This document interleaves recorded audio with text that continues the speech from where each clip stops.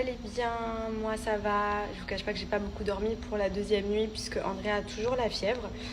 C'est la deuxième journée de fièvre là, donc le pédiatre m'avait prévenu la semaine dernière quand on a fait son vaccin des 1 an qu'il risquait d'avoir de la fièvre une semaine après. Nous y sommes. Donc compliqué parce que c'est vrai qu'habituellement il a déjà eu la fièvre. Il la supporte plutôt bien. Et là, pour autant, il dépasse pas 38 vu qu'il est sous Doliprane. Mais je sens que voilà, ça le gêne. Il est pas bien, il est blanc, il est mou. Il ronchonne beaucoup et surtout, il fait que de se réveiller. Il galère à dormir. Donc cette nuit, j'ai fait pas mal de réveils nocturnes. J'espère vraiment que d'ici demain, ça ira mieux. Le pédiatre m'a dit si demain, ça ne passe pas, là, vous venez me voir. Parce qu'il m'a dit ça peut durer 2 à 3 jours. Voilà. Donc apparemment, le vaccin des 1 an, c'est celui, je crois, de la rougeole, rubéole au rayon. Il est pas mal, il est costaud. Et il y a pas mal d'enfants qui ont des effets secondaires avec. Donc moi, je suis en plein dedans. Il était censé en plus reprendre la crèche demain, puisque vous savez, là, cette semaine-là, c'était les vacances ici, donc il n'y avait pas de crèche. Enfin, il y avait la possibilité de le mettre, mais moi, je l'avais gardé à la maison. Et en plus, comme je vous ai dit, cette semaine, on attaque les travaux à la maison, donc justement, il reprenait la crèche aussi pour que à la maison, vu que ça va être un chantier, il puisse être tranquille à s'amuser à la crèche.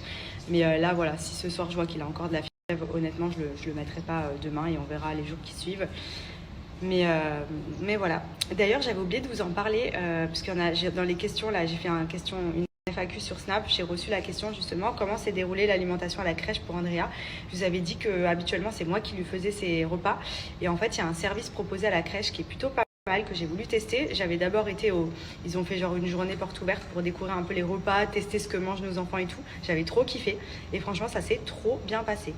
Une société qui s'appelle Inspire Nuit Cuisine, donc c'est en gros ceux qui sont chargés de faire les repas pour quasiment une bonne partie des nurseries qui sont sur Dubaï.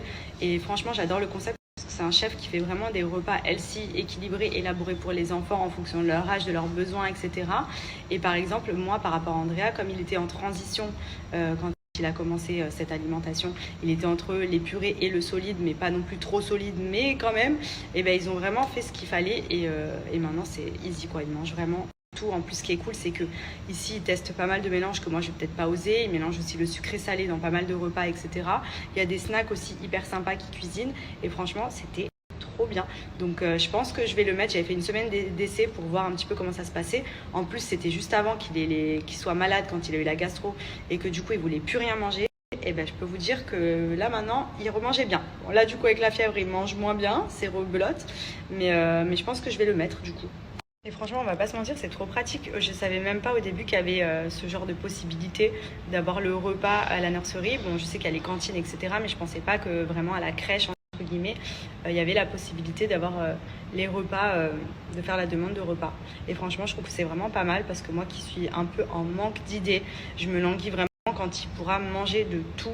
Quand je dis de tout, c'est de toutes les textures parce que sinon il mange vraiment tout, ça pour le coup c'est bien, mais je veux dire de toutes les textures, comme ça je pourrais moi-même vraiment là lui faire ses repas, vraiment kiffer et tout. Et là c'est vrai qu'entre deux c'est toujours un peu moyen, je tourne toujours un petit peu en rond en termes de recettes et du coup je trouve ça cool qu'ils accompagnent aussi les enfants. Et en fait là-bas moi j'étais la seule à faire les repas Andrea, genre tous les autres enfants ils mangeaient avec cet organisme là, donc je me suis dit pourquoi pas essayer. J'ai vraiment bien aimé, donc voilà, c'était pour vous faire un petit update parce que j'avais reçu quelques questions. Je pense que c'est des mamans de Dubaï qui me demandaient comment ça se passait. Parce que c'est vrai qu'ici aussi, si vous n'avez pas le temps de préparer par exemple. Je l'avais déjà dit notamment quand j'ai commencé la diversification pour Andrea, je m'étais aperçue qu'il n'y a absolument pas de petits pots pour les bébés à Dubaï. Alors qu'en France, quand vous allez dans les rayons, vous avez des plats genre couscous, tagine, hachis parmentier, blanquette de veau, enfin vraiment genre le choix limite pour les parents qui bossent, qui n'ont pas le temps de faire à manger, etc. Il y a vraiment tout, même si bon c'est sûr que c'est toujours mieux de faire soi-même les repas, mais franchement maintenant ils font des recettes juste géniales je trouve, donc ça peut être quand même pratique. Et ici il n'y a pas, ça n'existe pas. Ça veut dire qu'il y a une marque qui s'appelle Hip, je crois, qui fait 2 pots, c'est tout. C'est un poulet riz et un lasagne, voilà. Mais c'est genre que pour bébé de 6 mois et 8 mois et c'est tout, voilà. C'est juste ça. Donc comment vous dire que vraiment c'est très limité, donc ça peut être bien d'avoir ce concept aussi en crèche, d'avoir les repas qui sont prévus. Je crois qu'une seule fois à Carrefour je suis tombée sur un petit plat bébé bio, la marque Carrefour, il était tout seul posé, genre c'était saumon, pommes de terre, un truc comme ça. J'ai dit wouah, faut que je le prenne celui-là. Parce que franchement, je trouve que c'est quand même pratique, même quand on voyage. Genre si on part un week-end ou quoi, c'est plus pratique de prendre des petits pots dans le sac. parce que bon, quand on les fait, on les congèle. Si on les sort, qu'ils ne le mangent pas parce que ceci, parce que cela, vous jetez, vous devez refaire. C'est beaucoup plus d'organisation. Donc après, bien entendu, je parle de ça pour les bébés. Là, moi, ce qui est cool, c'est qu'il commence à manger. Donc je commence à lui faire même des pâtes. Des fois, quand je lui fais des pâtes, je lui en fais un peu plus pour lui et tout. Il commence, ça y est, à manger des repas de grands. Mais c'est vrai que la transition avant et entre les deux, voilà, ici, c'est pas forcément ce qu'il y a de plus pratique. Donc contente d'avoir trouvé ce petit concept en crèche là qui est vraiment pas mal.